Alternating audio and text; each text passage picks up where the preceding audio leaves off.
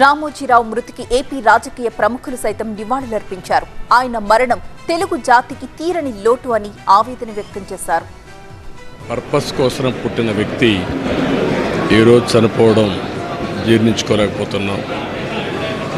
రామోజీరావు గారు నాకు 40 సంవత్సరాలుగా తెలిసాయని.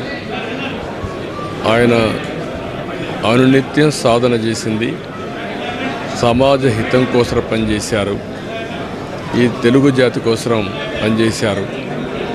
ఒక మామూలు గ్రామంలో పుట్టి, సాధారణ కుటుంబంలో పుట్టి, ఒక అసాధారణమైన వ్యక్తిగా తయారు కావడమే కాకుండా ఆయన ఈరోజు చూస్తే ఒక వ్యక్తి కాదు, ఆయన ఒక వ్యవస్థ కింద తయారయ్యారు.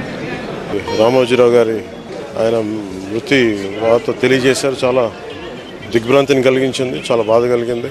ఎందుకంటే నేనేం కోరుకున్నానంటే ప్రమాణ స్వీకారం తర్వాత వచ్చి వారికి కలవాలని అనుకున్నాను. ఆ పాప ఆయన ఎంత ఇబ్బంది పెట్టారు ప్రభుత్వాలు గత దశాబ్దన్నర కాలంలో. పాప ఆయన ఎన్ని తట్టుకొని ప్రజలకి చైతన్యం చేసి ఆయన అండగా నిలబడ్డారు. ఒక మహోన్నతమైన వ్యక్తి. కొన్ని వేలాది మంది జర్నలిస్టులని తెలుగు రాష్ట్రాలకు అందించిన మహానుభావులు. ఒక అఖండమైన తెలుగు జ్యోతి ఆరిపోయింది.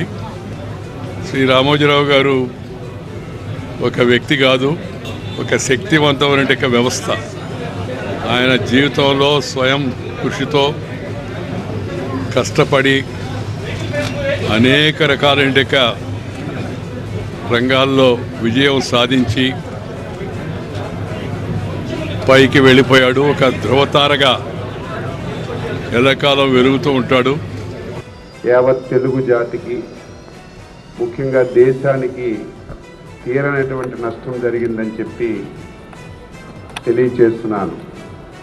ఒక సామాన్యమైనటువంటి కుటుంబంలో పుట్టి ఒక అసామాన్యమైనటువంటి వ్యక్తిగా ఎదిగినటువంటి వ్యక్తి ఎవరైనా ఉన్నారంటే అది రామోజీరావు గారికే చెల్లుతుందని చెప్పి తెలియచేస్తున్నాను.